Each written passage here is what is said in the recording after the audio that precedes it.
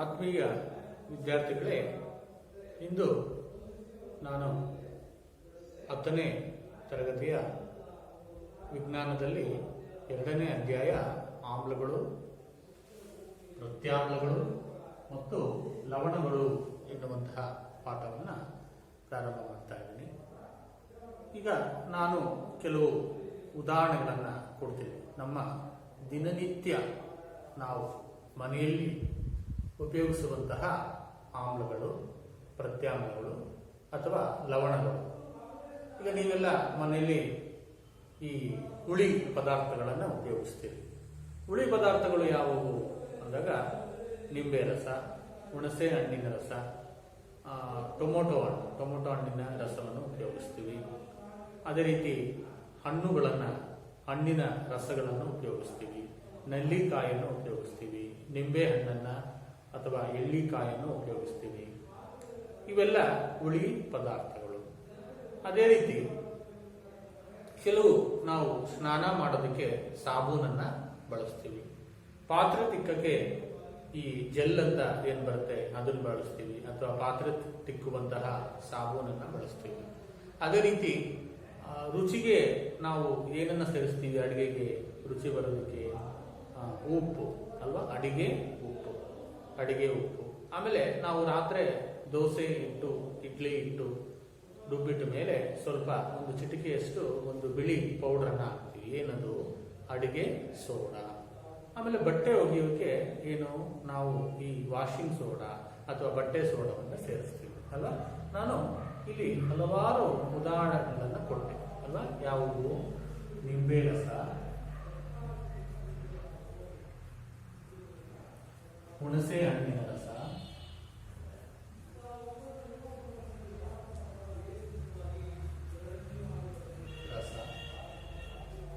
Tomato ಹಣ್ಣಿನ ರಸ,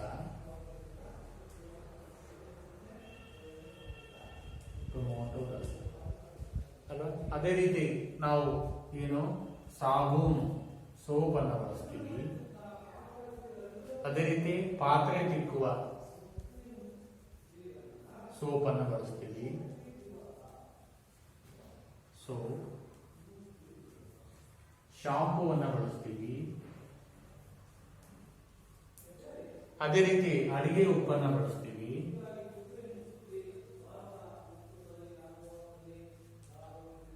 ಆಮೇಲೆ ಅಡಿಗೆ ಸೋಡಾ, ಆಮೇಲೆ ಬಟ್ಟೆ ಸೋಡಾ ಉಪಯೋಗಿಸ್ತೀವಿ. ಇವು ನಾವು ದಿನನಿತ್ಯ ನಮ್ಮ ಮನೆಯಲ್ಲಿ ನಾವು ಉಪಯೋಗಿಸುವಂತಹ ವಸ್ತುಗಳು ಅಲ್ವಾ.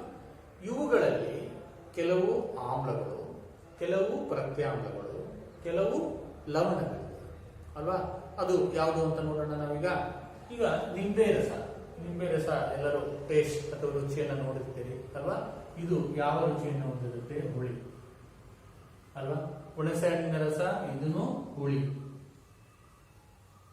ಆಮೇಲೆ ಟೊಮೊಟೊ ಹಣ್ಣಿನ ರಸ, ಇದು ಕೂಡ ಹುಳಿ ಇರುತ್ತೆ. ಅದೇ ರೀತಿ ಸಾಬೂನಿಗೆ ಬನ್ನಿ. ಸಾಬೂನು ನಾವು ಸ್ನಾನ ಮಾಡುವ ಒಂಚೂರು ಏನಾದ್ರು ಬಾಯಿಗೆ ಹೋದ್ರೆ ಯಾವ ರುಚಿ ಇರುತ್ತೆ? ಕಹಿ. ಪಾತ್ರೆ ತಿಕ್ಕುವ ಸೋಪು, ಇದು ಕೂಡ ಕಹಿ. ಇದು ಕೂಡ ಯಾವುದು? ಶಾಂಪೂ ಕೂಡ ಕಹಿ ಅಲ್ವಾ. ಇದಕ್ಕೆ ಬರೋಣ, ಅಡಿಗೆ ಉಪ್ಪು, ಅಡಿಗೆ ಸೋಡಾ, ಬಟ್ಟೆ ಸೋಡಾ. ಇಲ್ಲಿ ನಾವು ಇವುಗಳಲ್ಲಿ ಆಮ್ಲಗಳು ಯಾವುವು, ಪ್ರತ್ಯಾಮ್ಲಗಳು ಯಾವುವು ಮತ್ತೆ ಲವಣಗಳು ಯಾವುವು ಅಂತ ನೋಡೋದು. ಇವು ಹರಳು ರೂಪವನ್ನು ಹೊಂದಿರುತ್ತೆ. ಇದು ಹರಳು ರೂಪ, ಪುಡಿ ಮಾಡಿದ್ದಾರಷ್ಟೇ ಹರಳು ರೂಪನೇ ಇರುತ್ತೆ. ಇದು ಕೂಡ ಹರಳು ರೂಪನೇ ಇರುತ್ತೆ. ಹಾಗಾದ್ರೆ ಇವುಗಳಲ್ಲಿ ಯಾವ ಆಮ್ಲಗಳು, ಯಾವ ಪ್ರತ್ಯಾಮ್ಲಗಳು, ಯಾವ ಲವಣಗಳು? ನೋಡಿ ನೋಡ್ರೆ, ಹುಳಿ ರುಚಿಯನ್ನ ಹೊಂದಿರುವಂತಹ ಈ ವಸ್ತುಗಳು ಆಮ್ಲಗಳು, ಅಥವಾ ಇದನ್ನ ಆಸಿಡ್ಸ್ ಅಂತ ಕರಿತೀವಿ. ಅದೇ ಕಹಿ ರುಚಿಯನ್ನು ಹೊಂದಿರುವಂತಹವು ಪ್ರತ್ಯಾಮ್ಲಗಳು.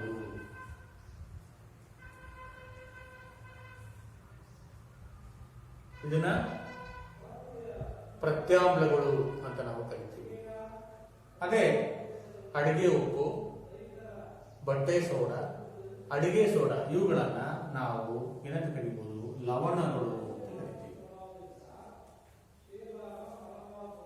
ಲವಣಗಳು ಅಂತ ಕರಿತೀವಿ. ನೋಡಿ, ಈ ರೀತಿ ನೋಡಿ, ಆಮ್ಲಗಳು, ಪ್ರತ್ಯಾಮ್ಲಗಳು ಮತ್ತು ಲವಣಗಳು.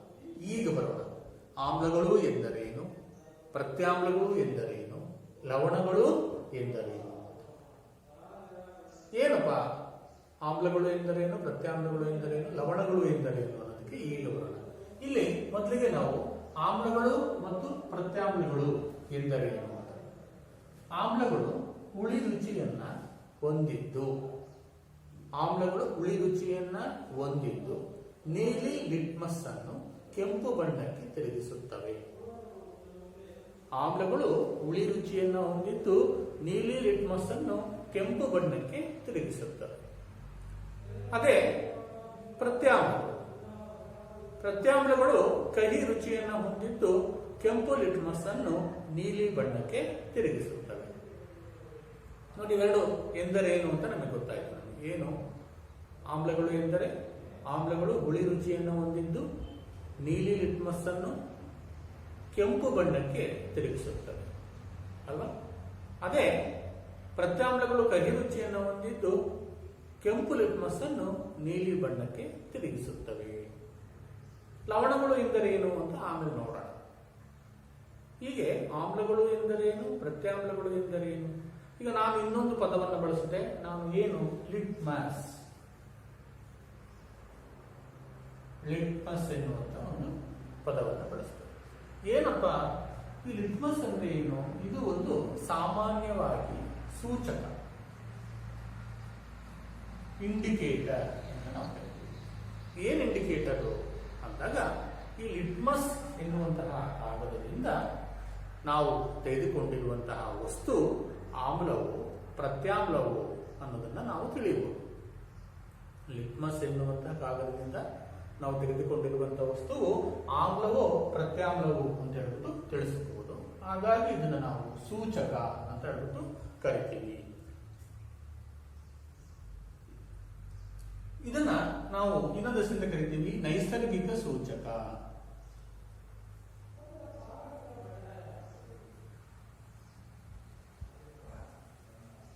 ನೈಸರ್ಗಿಕ ಸೂಚಕ, ನ್ಯಾಚುರಲ್ ಇಂಡಿಕೇಟರ್. ಇದೇ ರೀತಿ ನೈಸರ್ಗಿಕವಾಗಿ ಸೂಚಕವಾಗಿ ಬಳಸಿರುವಂತದ್ದು ಇನ್ನೊಂದು ಅರಿಶಿಣ.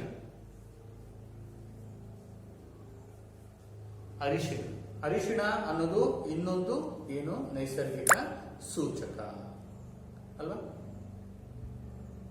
ನೋಡಿ, ಲಿಟ್ಮಸ್ ಮತ್ತು ಅರಿಶಿಣ ನೈಸರ್ಗಿಕ ಸೂಚಕಗಳು.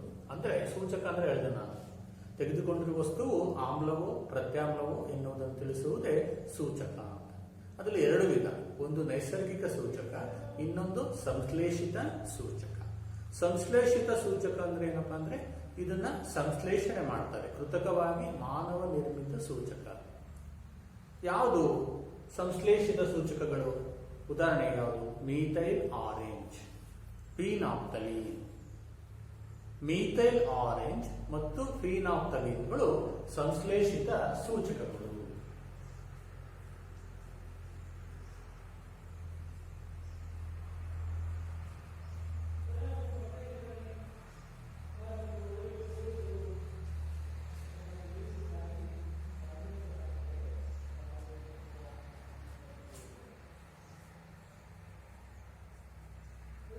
ಮೀಥೈಲ್ ಆರೆಂಜ್ ಮತ್ತು ಫೀನಾಫ್ಥಲೀನ್.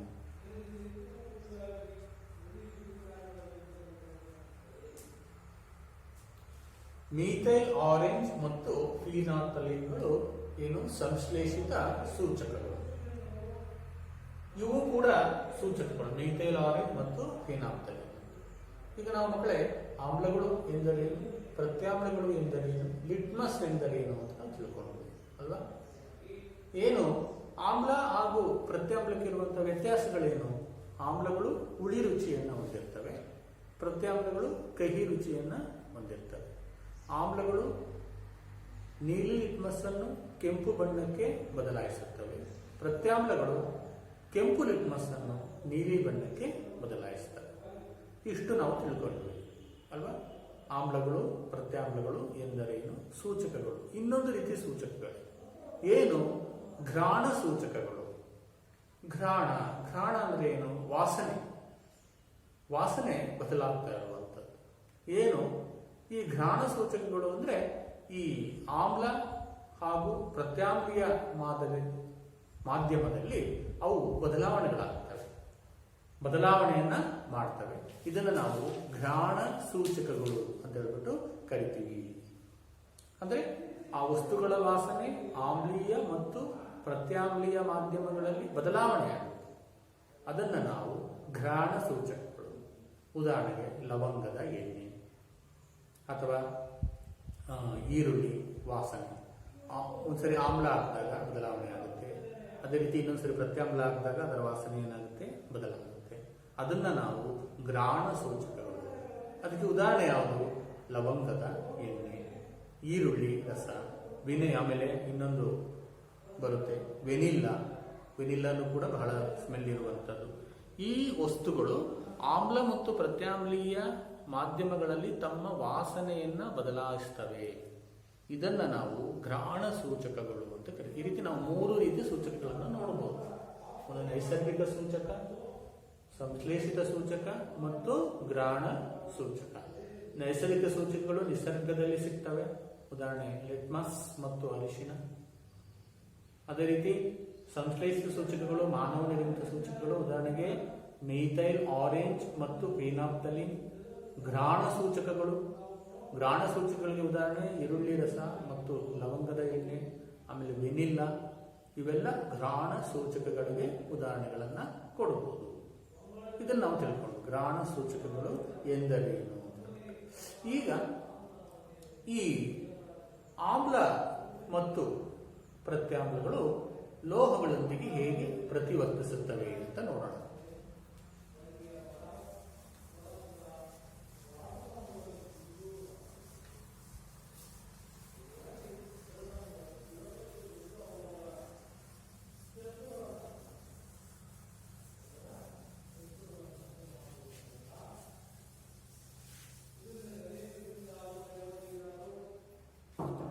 ಆಮ್ಲ ಮತ್ತು ಪ್ರತ್ಯಾಮ್ಲಗಳು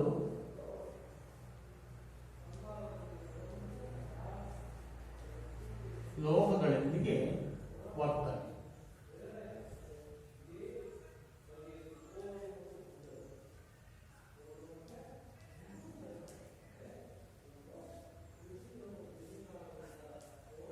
ಆಮ್ಲ ಮತ್ತು ಪ್ರತ್ಯಾಮ್ಲಗಳು ಲೋಹಗಳೊಂದಿಗೆ ಹೇಗೆ ವರ್ತಿಸುತ್ತವೆ ಅಂತ ಹೇಳ್ಬೇಕು.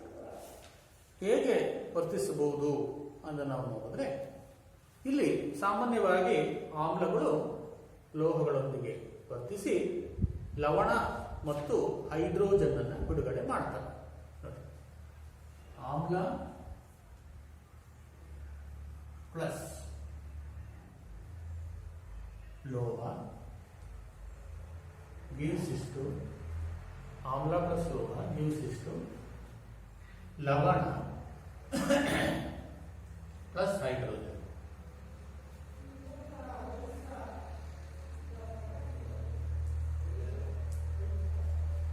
ಲವಣ ಪ್ಲಸ್ ಹೈಡ್ರೋಜನ್. ಆಮ್ಲವು ಲೋಹಗಳೊಂದಿಗೆ ವರ್ತಿಸಿ ಲವಣ ಮತ್ತು ಹೈಡ್ರೋಜನ್ ಅನಿಲವನ್ನ ಬಿಡುಗಡೆ ಮಾಡ್ತವೆ. ಇದಕ್ಕೊಂದು ಪ್ರಯೋಗವನ್ನ ಮಾಡ್ತವೆ. ಏನಪ್ಪಾ ಅಂದ್ರೆ, ಒಂದು ಪ್ರನಾಳದಲ್ಲಿ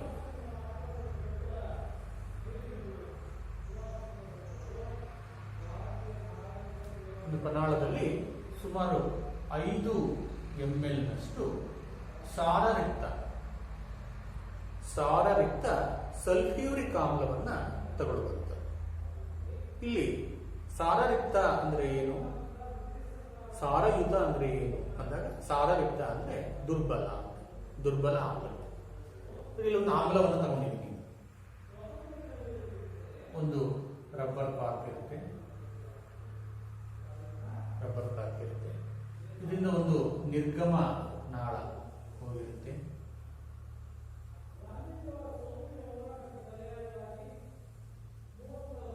ನಿರ್ಗಮ ನಾಳ ಎಲ್ಲಿಗೆ ಹೋಗಿರುತ್ತಪ್ಪ ಅಂದ್ರೆ, ಒಂದು ಸಾಬೂನಿನ ದ್ರಾವಣವಿರುವಂತಹ ಒಂದು ಗಾಜಿನ ಪಾತ್ರೆಗೆ ಹೋಗುತ್ತೆ. ಸಾಬೂನಿನ ದ್ರಾವಣ. ಇದಕ್ಕೆ ನಾನು ಸಾರಯುಕ್ತ ಸಲ್ಫ್ಯೂರಿಕ್ ಆಮ್ಲಕ್ಕೆ ಕೆಲವು ಸತುವಿನ ಚೂರುಗಳನ್ನ ಹಾಕ್ತೀನಿ. ಇಲ್ಲಿ ಹಾಕಿದ ತಕ್ಷಣ ಇಲ್ಲಿ ಏನಾಗುತ್ತೆ, ಒಂದು ಅನಿಲ ಬಿಡುಗಡೆ ಆಗುತ್ತೆ.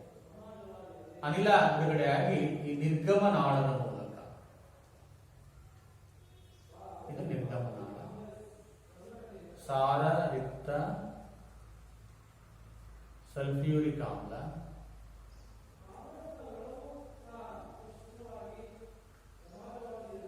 ಸತುವಿನ ಚೂರುಗಳು,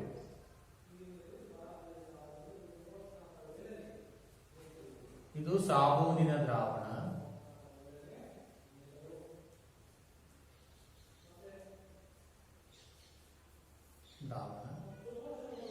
ಇಲ್ಲಿ ಗುಳ್ಳೆಗಳು ಹೇಳ್ತವೆ. ಸಾಬೂನಿನ ದ್ರಾವಣದಿಂದ ಗುಳ್ಳೆಗಳು ಹೇಳ್ತವೆ. ಇದಕ್ಕೊಂದು ಆಧಾರ ಸ್ತಂಭವನ್ನ ಇಡಬೇಕಾಗುತ್ತೆ.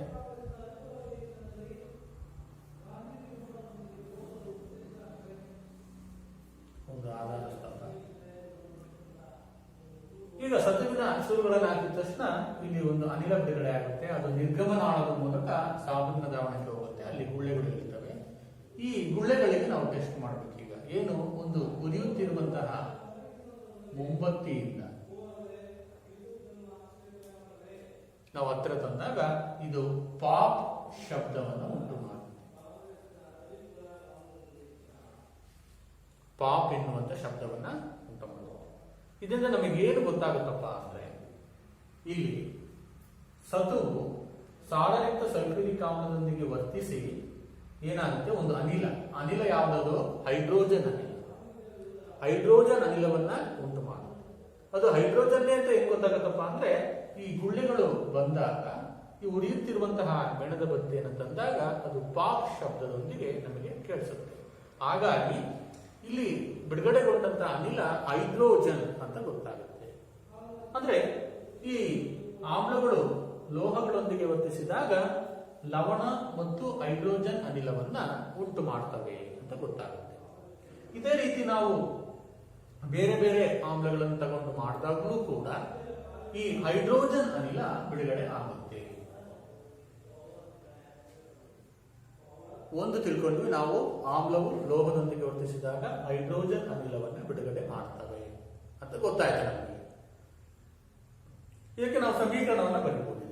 ಹೇಗೆ ಸಮೀಕರಣ ಬರೆಯುವುದು? ಸತು ಲೋಹ ಅಲ್ವಾ, ಸತು ಪ್ಲಸ್ ಆಮ್ಲ ಯಾವುದು, H2SO4 gives ಇಷ್ಟು ಸತುವಿನ ಸಲ್ಫೇಟ್ ZnSO4 ಪ್ಲಸ್ H2, ಇದು gas ZnSO4 RPS, H2SO4 RPS, ಇದು ಸಾಲಿಡ್. Zn ಒಂದಿದೆ, H2 SO4 ಸರಿದೂಗಿಸಿ ಅಲ್ವಾ. ನೋಡಿ, ಸತುವು ಸಾರಯುಕ್ತ ಸಲ್ಫ್ಯೂರಿಕ್ ಆಮ್ಲದೊಂದಿಗೆ ವರ್ತಿಸಿ ಸತುವಿನ ಸಲ್ಫೇಟ್ ಮತ್ತು ಹೈಡ್ರೋಜನ್ ಅನಿಲವನ್ನ ಬಿಡುಗಡೆ ಮಾಡಿದೆ. ನೋಡಿ, ಹೈಡ್ರೋಜನ್ ಅನಿಲ ಬಿಡುಗಡೆ ಆಯಿತು. ಅದೇ ರೀತಿ ಇನ್ನೊಂದು ಲೋಹವನ್ನು ತಗೊಳ್ಳಿ, ಯಾವುದು, ಮೆಗ್ನೀಷಿಯಂ. ಮೆಗ್ನೀಷಿಯಂ ತಗೊಂಡವರು ಕೂಡ ಮೆಗ್ನೀಷಿಯಂ ಪ್ಲಸ್ H2SO4 gives ಇಷ್ಟು MgSO4 plus H2 plus H2 Mg H2 SO4 ನೋಡಿ, ಇಲ್ಲೂ ಕೂಡ ಯಾವ ಅನಿಲ ಬಿಡುಗಡೆ ಆಯಿತು, ಹೈಡ್ರೋಜನ್ ಅನಿಲ ಬಿಡುಗಡೆ ಆಯಿತು ಅಂತ ನಾವು ಹೇಳಬಹುದು. ಈ ರೀತಿ ಆಮ್ಲಗಳು ಲೋಹಗಳೊಂದಿಗೆ ವರ್ತಿಸಿ ಲವಣ ಮತ್ತು ಹೈಡ್ರೋಜನ್ ಅನ್ನ ಬಿಡುಗಡೆ ಮಾಡ್ತವೆ ಅನ್ನೋದು ಗೊತ್ತಾಯಿತು. ಅದೇ ಪ್ರತ್ಯಾಮ್ಲ ತಗೊಳ್ಳಿ. ಪ್ರತ್ಯಾಮ್ಲವು ಕೂಡ ಕೆಲವು ಲೋಹಗಳೊಂದಿಗೆ ವರ್ತಿಸಿ ಅಲ್ಲೂ ಕೂಡ ಹೈಡ್ರೋಜನ್ ಅನ್ನ ಬಿಡುಗಡೆ ಮಾಡ್ತವೆ. ಇದು ಆಮ್ಲ ಆಯಿತು. ಆಮ್ಲ ಅಂತ ಹೈಡ್ರೋಜನ್ ಬಿಡುಗಡೆ ಮಾಡ್ತವೆ. ಅದೇ ಪ್ರತ್ಯಾಮ್ಲ ತಗೊಂಡಾಗ ಉದಾಹರಣೆಗೆ sodium hydroxide. Sodium hydroxide plus ಲೋಹ ಸತು ಏನ್ ಕೊಡ್ಬೋದು? ಸತುವಿನ ಜಿಂಕೇಟ್ ಅಂತ ಕೊಡ್ಬೋದು. ಸೋಡಿಯಂ ಜಿಂಕೇಟ್ ಮತ್ತು ಹೈಡ್ರೋಜನ್ ಅನ್ನು ಉಂಟು ಮಾಡುತ್ತೆ. ಅದನ್ನು ಕೂಡ ನಾವು ಬರೆಯಬಹುದು.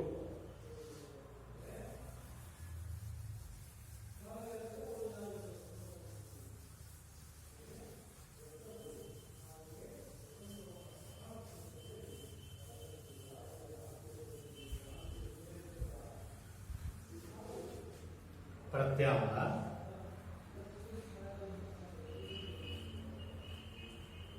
ಪ್ಲಸ್ ಲೋಹ ಏನನ್ನ ಕೊಡುತ್ತೆ? ಲವಣ ಮತ್ತು ಹೈಡ್ರೋಜನ್. ಉದಾಹರಣೆ ಸೋಡಿಯಂ ಹೈಡ್ರಾಕ್ಸೈಡ್. ಪ್ರತ್ಯಾಮ್ಲ ಯಾವುದು? ಸೋಡಿಯಂ ಹೈಡ್ರಾಕ್ಸೈಡ್ ಪ್ಲಸ್ ಲೋಹ Zn. ಲೋಹದೊಂದಿಗೆ ಪ್ರತಿವರ್ತಿಸಿದಾಗ Na2ZnO2. ಇದು ಸೋಡಿಯಂ ಜಿಂಕೇಟ್.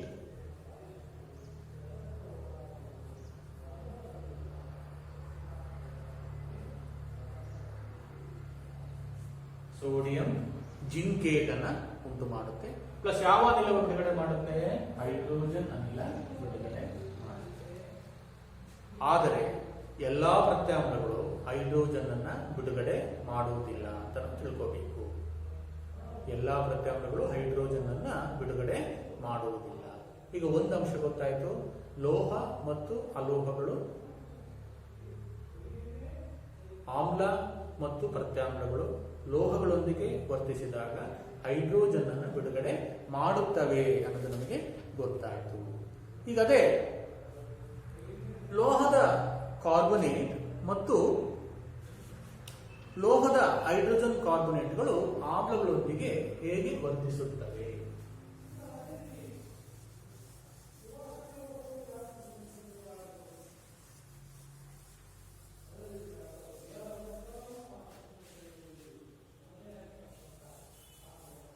ಲೋಹದ ಕಾರ್ಬೊನೇಟ್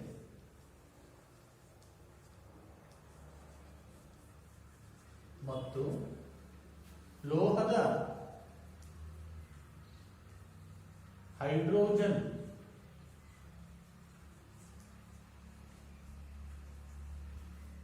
ಕಾರ್ಬೊನೇಟ್ಗಳು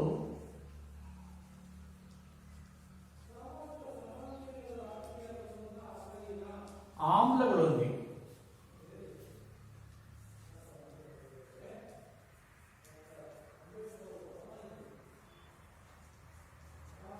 ಹೇಗೆ ವರ್ತಿಸುತ್ತವೆ?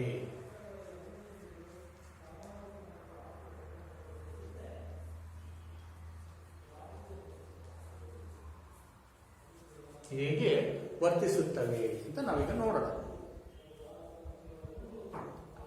ಈಗ ನಾನು ಎರಡು ಪ್ರಣಾಳಗಳನ್ನು ತಗೊಳ್ತೀನಿ.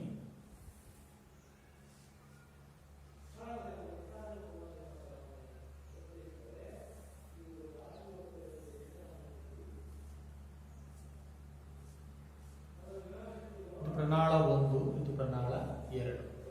ಪ್ರಣಾಳ 1 ಮತ್ತು ಪ್ರಣಾಳ 2 ತಗೊಳ್ತೀನಿ. ಒಂದರಲ್ಲಿ ನಾನು 0.5 ಗ್ರಾಂನಷ್ಟು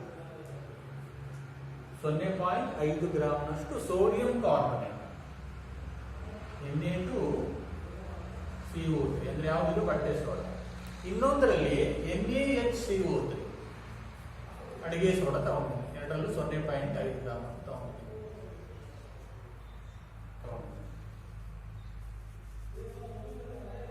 ಇದಕ್ಕೆ ಏನು ಮಾಡ್ತೀನಿ? 2 ml ನಷ್ಟು ಸಾರಯುಕ್ತ HCl ಹಾಕ್ತೀನಿ.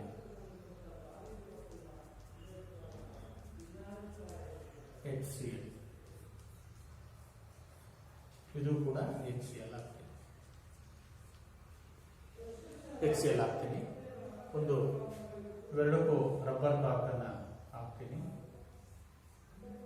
ಇದಕ್ಕೂ ಒಂದು ರಬ್ಬರ್ ಕಾರ್ಕ್, ಒಂದು ನಿರ್ಗಮನಾಳ,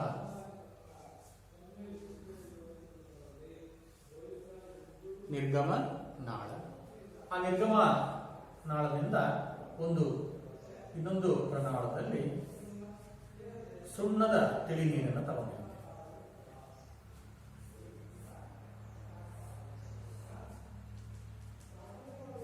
ಸುಣ್ಣದ ತಿಳಿನೀರು.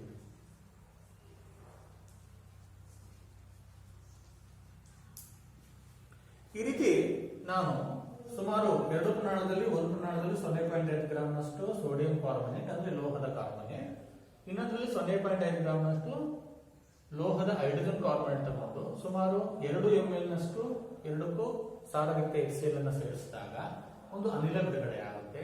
ಆ ಅನಿಲವನ್ನ ನಾವು ನಿರ್ಗಮನಾಳದ ಮೂಲಕ ತಗೊಂಡು ಇನ್ನೊಂದು ಪ್ರಮಾಣದಲ್ಲಿ ಈ ಸುಣ್ಣದ ತಿಳಿನೀರನ್ನ ತಗೊಂಡು ಅದ್ರ ಮೂಲಕ ಹಾಯಿಸಿದಾಗ ಈ ಸುಣ್ಣದ ತಿಳಿನೀರು ಹಾಲಿನಂತೆ ಬೆಳ್ಳಗಾಗುತ್ತೆ.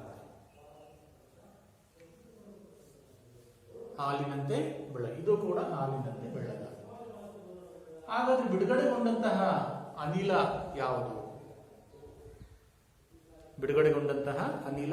ಯಾವುದು? ಅಂತ ನಾವು ನೋಡಿದಾಗ ಇಲ್ಲಿ ಬಿಡುಗಡೆಗೊಂಡಂತಹ ಅನಿಲ ಯಾವುದಪ್ಪ ಅಂದ್ರೆ ಕಾರ್ಬನ್ ಡೈಆಕ್ಸೈಡ್.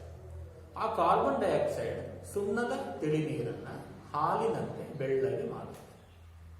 ಹಾಗಾದ್ರೆ ಈ ಒಂದು ಪ್ರಯೋಗದ ಮೂಲಕ ನಾವು ಏನನ್ನ ಹೇಳಬಹುದು ಅಂದಾಗ ಲೋಹದ ಕಾರ್ಬನೇಟ್ ಮತ್ತು ಲೋಹದ ಹೈಡ್ರೋಜನ್ ಕಾರ್ಬನೇಟ್ಗಳು ಆಮ್ಲಗಳೊಂದಿಗೆ ವರ್ತಿಸಿ ಲವಣ, ನೀರು ಮತ್ತು ಕಾರ್ಬನ್ ಡೈಆಕ್ಸೈಡ್ ಅನ್ನು ಉಂಟು ಮಾಡ್ತವೆ. ನೋಡಿ, ಏನೇನನ್ನು ಉಂಟು ಮಾಡ್ತವೆ? ಲವಣ, ನೀರು ಮತ್ತು ಕಾರ್ಬನ್ ಡೈಆಕ್ಸೈಡ್ ಅನ್ನು ಉಂಟು ಮಾಡ್ತವೆ. ಅದಕ್ಕೆ ಸಮೀಕರಣ ಬರೆಯಬಹುದು.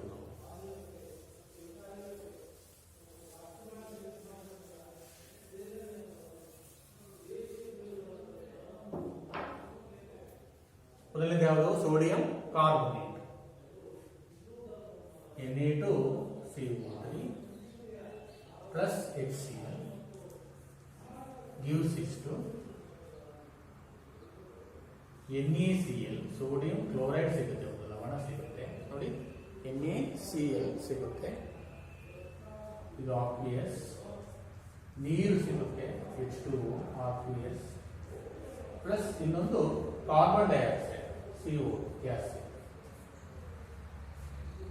ಅದು ಇನ್ನೊಂದು ಯಾವುದು? Sodium hydrogen carbonate NaHCO3 plus HCl gives us to, ಇಲ್ಲೂ ಕೂಡ NaCl ಸಿಗುತ್ತೆ, ಇದು Aqueous ಆಗಿರುತ್ತೆ plus H2O Aqueous plus carbon dioxide gas.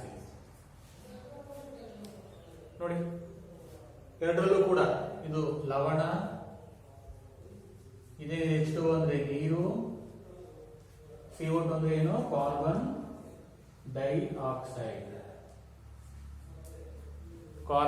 Dioxide ಸಿಗುತ್ತೆ. ಹಾಗಾದ್ರೆ ಇದರಿಂದ ನಾವೇನು ತಿಳ್ಕೋಬಹುದು? ಲೋಹದ ಕಾರ್ಬನೇಟ್ ಮತ್ತು ಲೋಹದ ಹೈಡ್ರೋಜನ್ ಕಾರ್ಬನೇಟ್ಗಳು ಆಮ್ಲಗಳೊಂದಿಗೆ ವರ್ತಿಸಿ ಲವಣ, ನೀರು ಮತ್ತು ಕಾರ್ಬನ್ ಡೈಆಕ್ಸೈಡ್ ಉಂಟಾಗುತ್ತದೆ ಅಲ್ವಾ? ಹೇಳ್ಬೋದಾ?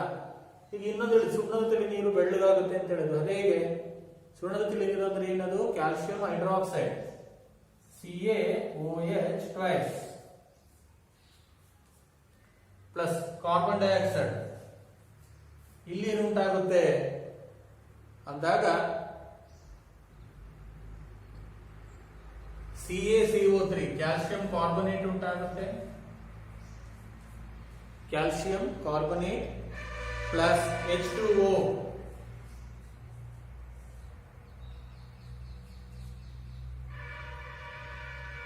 Aqueous. ಅಲ್ಲಿ ಸುಣ್ಣದ ತಿಳಿನೀರು ಬೆಳ್ಳಗಾಗುತ್ತೆ ಅಂದ್ರೆ ಅದು ಉಂಟಾಗುವಂತಹ ಲವಣ ಯಾವುದು? ಕ್ಯಾಲ್ಸಿಯಂ ಕಾರ್ಬನೇಟ್ ಉಂಟಾಗುತ್ತೆ ಮತ್ತು ನೀರು ಉಂಟಾಗುತ್ತೆ. ಹೀಗೆ ನಾವು ಲೋಹದ ಕಾರ್ಬನೇಟ್ ಮತ್ತು ಲೋಹದ ಹೈಡ್ರೋಜನ್ ಕಾರ್ಬನೇಟ್ಗಳು ಆಮ್ಲಗಳೊಂದಿಗೆ ವರ್ತಿಸಿ ಲವಣ, ನೀರು ಮತ್ತು ಕಾರ್ಬನ್ ಡೈಆಕ್ಸೈಡ್ ಉಂಟಾಗುತ್ತವೆ ಅಂತ ತಿಳ್ಕೋಬಹುದು ಅಲ್ವಾ? ಇನ್ನು ಎರಡು ನೋಡೋದು. ಈಗ ಮೊದಲನೇದೇನು? ಆಮ್ಲ ಮತ್ತು ಪ್ರತ್ಯಾಮ್ಲಗಳು ಲೋಹಗಳೊಂದಿಗೆ ವರ್ತಿಸಿ ಹೈಡ್ರೋಜನ್ ಅನಿಲವನ್ನು ಉಂಟು ಮಾಡ್ತವೆ ಅಂತ ತಿಳ್ಕೊಂಡ್ವಿ. ಎರಡನೇದಾಗಿ ಲೋಹದ ಕಾರ್ಬನೇಟ್ಗಳು ಮತ್ತು ಲೋಹದ ಹೈಡ್ರೋಜನ್ ಕಾರ್ಬನೇಟ್ಗಳು ಆಮ್ಲಗಳೊಂದಿಗೆ ವರ್ತಿಸಿ ಲವಣ, ನೀರು ಮತ್ತು ಕಾರ್ಬನ್ ಡೈಆಕ್ಸೈಡ್ ಅನ್ನು ಉಂಟು ಮಾಡ್ತವೆ ಅಂತ ತಿಳ್ಕೊಂಡ್ವಿ. ಈಗ ಅದೇ ಆಮ್ಲ ಮತ್ತು ಪ್ರತ್ಯಾಮ್ಲಗಳು ಪರಸ್ಪರ ವರ್ತಿಸಿ ಏನನ್ನ ಉಂಟು ಮಾಡಬಹುದು ಅಲ್ವಾ? ಆಮ್ಲ ಮತ್ತು ಪ್ರತ್ಯಾಮ್ಲ ಸೇರಿಸೋಣ. ಆಮ್ಲಕ್ಕೆ ಪ್ರತ್ಯಾಮ್ಲ ಸೇರಿಸೋಣ ಅಥವಾ ಪ್ರತ್ಯಾಮ್ಲಕ್ಕೆ ಆಮ್ಲವನ್ನ ಸೇರಿಸೋಣ. ಅವಾಗ ಏನು ಉಂಟಾಗುತ್ತೆ? ಅಲ್ಲಿ ಲವಣ ಮತ್ತು ನೀರು ಉಂಟಾಗುತ್ತೆ. ಲವಣ ಮತ್ತು ನೀರು, ಇದನ್ನ ನಾವು ತಟಸ್ಥೀಕರಣ ಕ್ರಿಯೆ ಅಂತ ಕರಿತೀವಿ. ತಟಸ್ಥೀಕರಣ ಕ್ರಿಯೆ. ಏನನ್ನ ಸೇರಿಸಬೇಕು ನಾವೀಗ? ಪ್ರತ್ಯಾಮ್ಲಕ್ಕೆ ಆಮ್ಲವನ್ನ ಸೇರಿಸುವಂಥದ್ದು. ಪ್ರತ್ಯಾಮ್ಲಕ್ಕೆ ಆಮ್ಲವನ್ನು ಸೇರಿಸಿದಾಗ ಲವಣ ಮತ್ತು ನೀರು ಉಂಟಾಗುತ್ತೆ. ಇದನ್ನ ನಾವು ತಟಸ್ಥೀಕರಣ ಅಂತ ನಾವು ಕರಿತೀವಿ. ನೋಡಿ ಇಲ್ಲಿ ಏನುಂಟಾಗುತ್ತೆ? ಮೂರನೇದು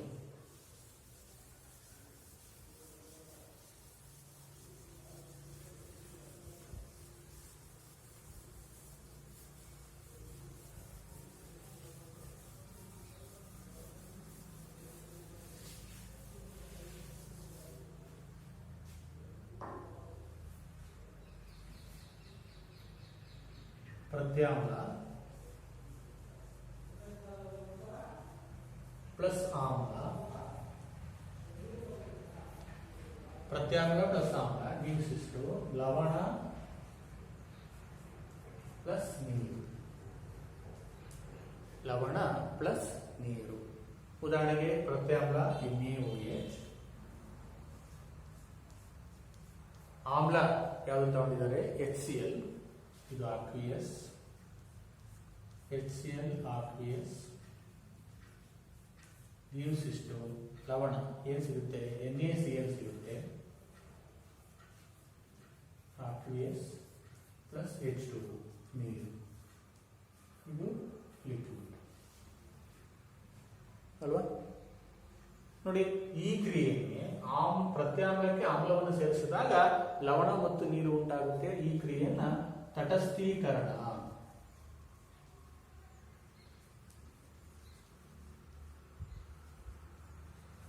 ತಟಸ್ಥೀಕರಣ ಕ್ರಿಯೆ ಅಂತ ಕರೀತಾರೆ.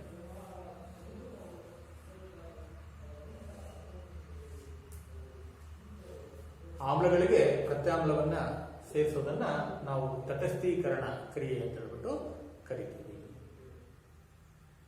ಈಗ ಮೂರು ಗೊತ್ತಾಯ್ತು. ಆಮ್ಲವು ಪ್ರತ್ಯಾಮ್ಲದೊಂದಿಗೆ ವರ್ತಿಸಿ ನೀರು ಮತ್ತು ಲವಣ ಉಂಟಾಗುತ್ತೆ. ಉದಾಹರಣೆ, ಸೋಡಿಯಂ ಹೈಡ್ರಾಕ್ಸೈಡ್ ಸಾರಯುಕ್ತ HCl ನೊಂದಿಗೆ ವರ್ತಿಸಿ ಸೋಡಿಯಂ ಕ್ಲೋರೈಡ್ ಮತ್ತು ನೀರು ಉಂಟಾಗುತ್ತೆ. ಮೂರು ಅಂಶ ತಿಳ್ಕೊಂಡಿದ್ದೀವಿ ನಾವು. ಈಗ ನಾಲ್ಕನೇದು, ಆಮ್ಲಗಳೊಂದಿಗೆ ಲೋಹೀಯ ಆಕ್ಸೈಡ್ಗಳ ವರ್ತನೆ.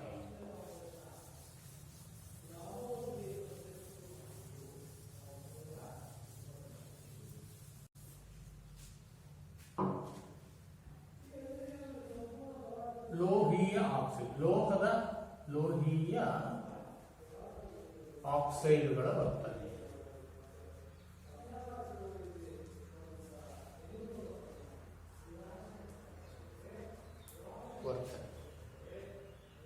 ಲೋಹದ ಆಕ್ಸೈಡ್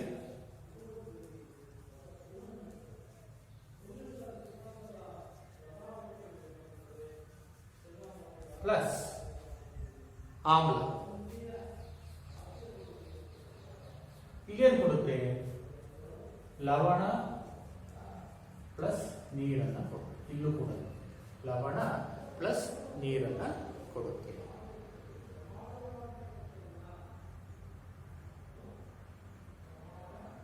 ಅಲ್ವಾ?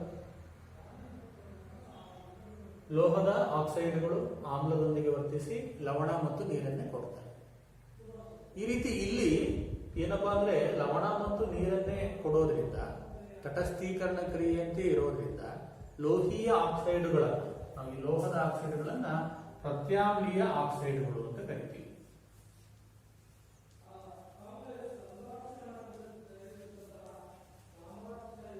ಪ್ರತ್ಯಾಮ್ಲೀಯ ಆಕ್ಸೈಡ್ಗಳು, ಲೋಹದ ಆಕ್ಸೈಡ್ಗಳನ್ನ ಪ್ರತ್ಯಾಮ್ಲೀಯ ಆಕ್ಸೈಡ್ಗಳು ಅಂತ ಕರಿತೀವಿ.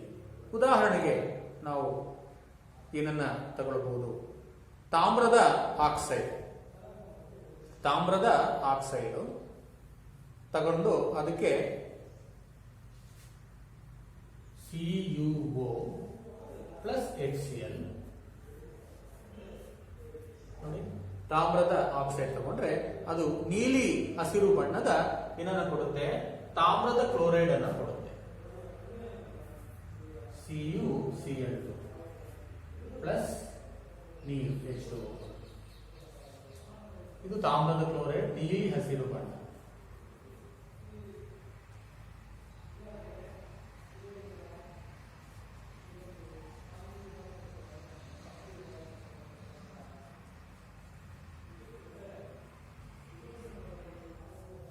ತಾಮ್ರದ ಕ್ಲೋರೈಡ್, ನೀಲಿ ಹಸಿರು ಬಣ್ಣದ ತಾಮ್ರದ ಕ್ಲೋರೈಡ್ ಅನ್ನ ಉಂಟು ಮಾಡಿ.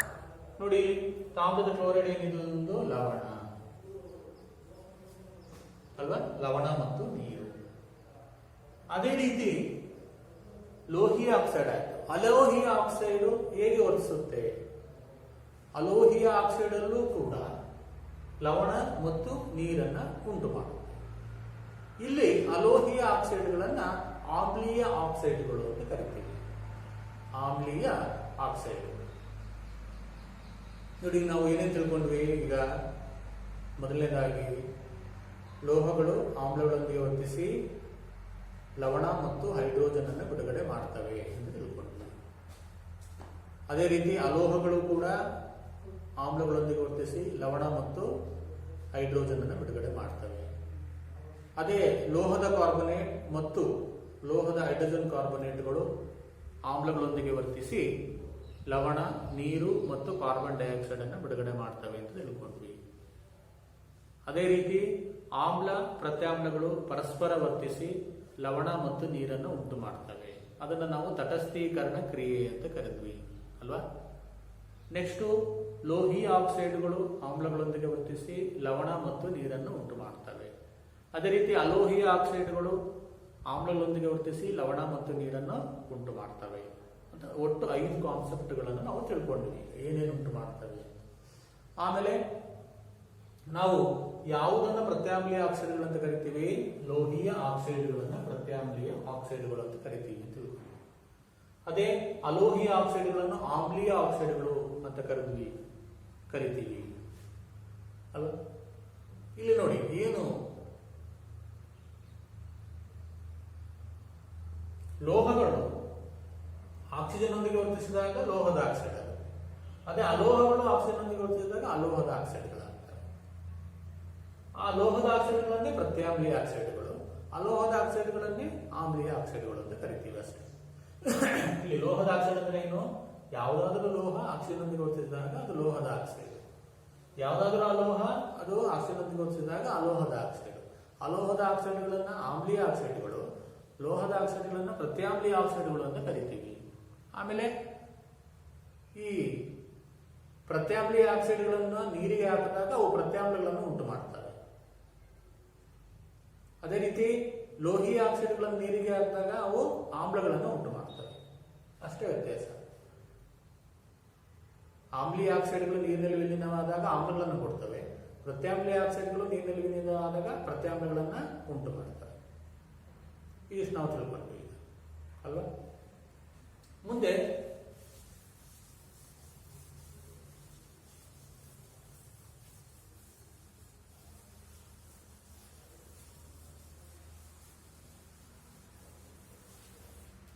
ಅದು ಚಾರ್ಟೇ ಬರೀಬಹುದು ನಾವು. ಏನು? ಲೋಹ ಪ್ಲಸ್ ಆಕ್ಸಿಜನ್, ಲೋಹೀಯ oxide,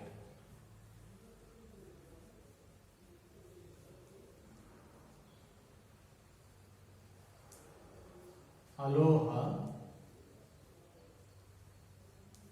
plus oxygen, ಅಲೋಹೀಯ oxide.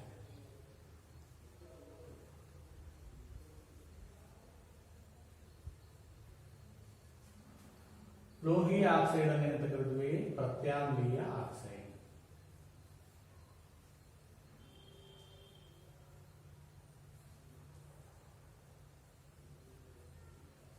ಅಲೋಹೀಯ oxide ಅನ್ನು ಅಂತ ಕರೆದ್ವಿ ನಾವು ಆಮ್ಲೀಯ ಆಕ್ಸೈಡ್.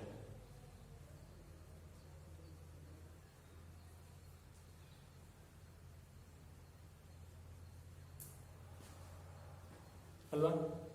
ಇಲ್ಲಿ ಪ್ರತ್ಯಾಮ್ಲೀಯ ಆಕ್ಸೈಡ್ಗಳನ್ನ ನೀರಿನಲ್ಲಿ ವಿಲೀನ ಮಾಡಿದಾಗ ಪ್ರತ್ಯಾಮ್ಲಗಳು ಸಿಗ್ತವೆ.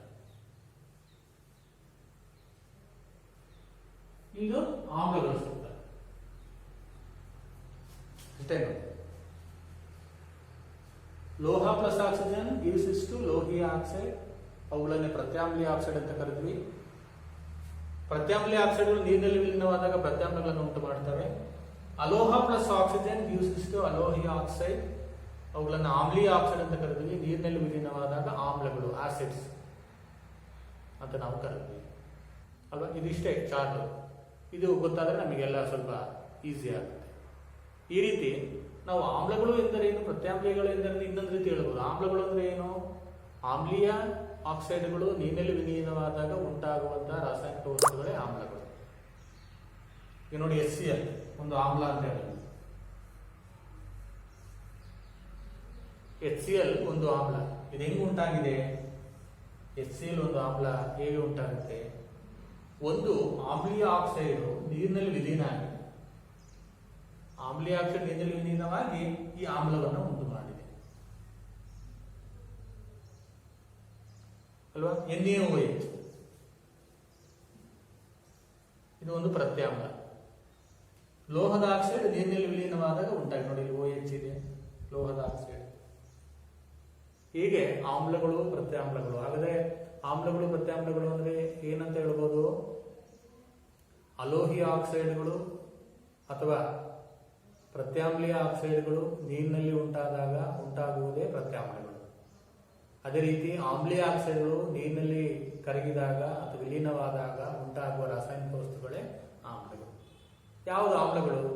ಹೈಡ್ರೋಕ್ಲೋರಿಕ್ ಆಮ್ಲ, ಸಲ್ಫ್ಯೂರಿಕ್ ಆಮ್ಲ, ನೈಟ್ರಿಕ್ ಆಮ್ಲ, ಅಸೆಟಿಕ್ ಆಮ್ಲ, ಮನೆಯಲ್ಲಿ ಬಳಸುವ ನಿಂಬೆಹಣ್ಣು ಟಾರ್ಟಾರಿಕ್ ಆಮ್ಲ, ನಿಂಬೆಹಣ್ಣಲ್ಲಿರುವ ಸಿಟ್ರಿಕ್ ಆಮ್ಲ, ಹುಣಸೆಹಣ್ಣಲ್ಲಿರುವ ಟಾರ್ಟಾರಿಕ್ ಆಮ್ಲ, ಮೆಥನೋಯಿಕ್ ಆಮ್ಲ. ಇವೆಲ್ಲವೂ ಆಮ್ಲಗಳು ಅಂತ ನಾವೇನು ಕರಿತೀವಿ. ಕೊನೆಗೆ ಆಮ್ಲ ಅಂತ ಏನ್ ಬರುತ್ತಲ್ಲ ಅವೆಲ್ಲ ಆಸಿಡ್ಸ್ ಅಥವಾ ಆಮ್ಲಗಳು ಅಂತ ನಾವು ಕರಿತೀವಿ. ಸೋಡಿಯಂ ಹೈಡ್ರಾಕ್ಸೈಡ್, ಮೆಗ್ನೀಷಿಯಂ ಹೈಡ್ರಾಕ್ಸೈಡ್ ಅಲ್ವಾ, ಅಲ್ಯೂಮಿನಿಯಂ ಹೈಡ್ರಾಕ್ಸೈಡ್, ಕ್ಯಾಲ್ಸಿಯಂ ಹೈಡ್ರಾಕ್ಸೈಡ್ ಇವೆಲ್ಲ ಏನು? ಪ್ರತ್ಯಾಮ್ಲ. ಹೀಗೆ ಆಮ್ಲಗಳು ಪ್ರತ್ಯಾಮ್ಲಗಳು ಅನ್ನೋದನ್ನು ನಾವು ತಿಳ್ಕೋಬಹುದು. ಈಗ ಇನ್ನೊಂದು ಪ್ರಶ್ನೆ ನಿಮಗೆ. ಮೊಸರು ಮತ್ತು ಹುಳಿ ಪದಾರ್ಥಗಳನ್ನು ಹಿತ್ತಾಳೆ ಮತ್ತು ತಾಮ್ರದ ಪಾತ್ರೆಯಲ್ಲಿ ಯಾಕೆ ಹಾಕಿ ಇಡೋದಿಲ್ಲ? ನೋಡಿ, ಮೊಸರಾಗಿರ್ಬೋದು ಅಥವಾ ಮಜ್ಜಿಗೆ ಆಗಿರ್ಬೋದು ಅಥವಾ ಹುಳಿ ಪದಾರ್ಥಗಳು ಅಥವಾ ಹಣ್ಣುಗಳು, ಹುಳಿ ಹಣ್ಣುಗಳನ್ನು ಹಿತ್ತಾಳೆ ಮತ್ತು ತಾಮ್ರದ ಪಾತ್ರೆಯಲ್ಲಿ ಯಾಕೆ ಹಾಕಿ ಇಡೋದಿಲ್ಲ? ಮನೇಲಿ ಹಾಕಿಟ್ರೆ ಏನಾಗ್ಬೋದು? ನೋಡಿ, ಏನಾಗುತ್ತೆ ಅಂದ್ರೆ ಈ ಮೊಸರು ಮತ್ತು ಹುಳಿ ಪದಾರ್ಥದಲ್ಲಿ ಇರುವಂತಹ ಆಮ್ಲಗಳು ಈ ಹಿತ್ತಾಳೆ ಮತ್ತು ತಾಮ್ರ ಇವು ಲೋಹಗಳು ತಾನೆ, ಆ ಲೋಹಗಳೊಂದಿಗೆ ವರ್ತಿಸ್ಬಿಟ್ಟು ಕಿಲುಬನ್ನು ಉತ್ಪತ್ತಿ ಮಾಡ್ತವೆ. ಈ ಕಿಲುಬು ಅನ್ನೋದು ಒಂದು ವಿಷ ಪದಾರ್ಥ. ಆ ಕಿಲುಬು ಇರೋದನ್ನ ತಿಂದ್ರೆ ನಮ್ಮ ಆರೋಗ್ಯಕ್ಕೆ ಹಾನಿಕರ. ಹಾಗಾಗಿ ಏನ್ ಮಾಡ್ತಾರೆ, ಈ ಲೋಹದ ಪಾತ್ರಗಳಲ್ಲಿ ಹುಳಿ ಹಣ್ಣುಗಳನ್ನ, ಮೊಸರನ್ನ, ಮಜ್ಜಿಗೆಯನ್ನ ಹಾಕಿ ಇಡೋದಿಲ್ಲ. ಈ ನೋಡಿ, ಉಪ್ಪಿನಕಾಯಿಯನ್ನ ನೀವು ಯಾವುದಾದ್ರೂ ಒಂದು ಇಂಡಾಲಿಯಂ ಪಾತ್ರೆಯಲ್ಲಿ ಹಾಕಿಟ್ಬಿಟ್ರೆ ಅದು ತುಕ್ಕಿ ಹಿಡಿಯುತ್ತೆ. ಅಂದ್ರೆ ಏನು ಅರ್ಥ? ಏನು? ವರ್ತಿಸುತ್ತೆ. ಹಾಗಾಗಿ ಉಪ್ಪಿನಕಾಯಿನ ಯಾವ್ದ್ರಲ್ಲಿ ಹಾಕಿರ್ತಾರೆ? ಜಾಡಿಯಲ್ಲಿ ಅಲ್ವಾ. ಮೊಸರನ್ನ ಯಾಕಂದ್ರೆ ಪ್ಲಾಸ್ಟಿಕ್ ಅಲ್ಲಿ ಹಾಕಿರ್ತಾರೆ, ಇಲ್ಲ ಅಂದ್ರೆ ಸ್ಟೀಲ್ ಪಾತ್ರೆಯಲ್ಲಿ ಹಾಕಿಟ್ಟಿರ್ತಾರೆ ಮೊಸರನ್ನ. ಯಾಕೆ? ಅದರೊಂದಿಗೆ ವರ್ತಿಸೋದಿಲ್ಲ. ಅದು ಸ್ಟೀಲು, ಪ್ಲಾಸ್ಟಿಕ್ಕು, ಆಮೇಲೆ ಈ ಪಿಂಗಾಣಿ ವಸ್ತುಗಳು ಈ ಹುಳಿ ಅಥವಾ ಆಮ್ಲಗಳೊಂದಿಗೆ, ಪ್ರತ್ಯಾಮ್ಲಗಳೊಂದಿಗೆ ವರ್ತಿಸೋದಿಲ್ಲ. ಸೋಪ್ ಡಬ್ಬಿಯಲ್ಲಿ ಸೋಪ್ ಹಾಕಿಟ್ಟಿರ್ತೀವಿ, ಎಷ್ಟು ದಿನ ಆದರೂ ಏನಾಗಲ್ಲ, ಪ್ಲಾಸ್ಟಿಕ್ ಅಲ್ವಾ. ಯಾಕೆ?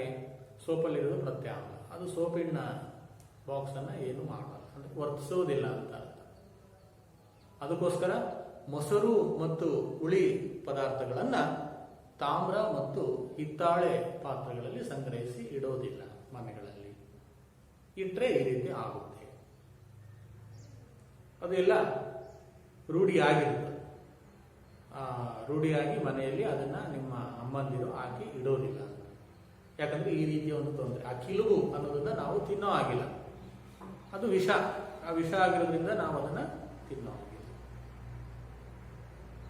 ಹಾಗಾದ್ರೆ ಇನ್ನೊಂದು ಪ್ರಶ್ನೆ ನಿಮಗೆ ಏನು?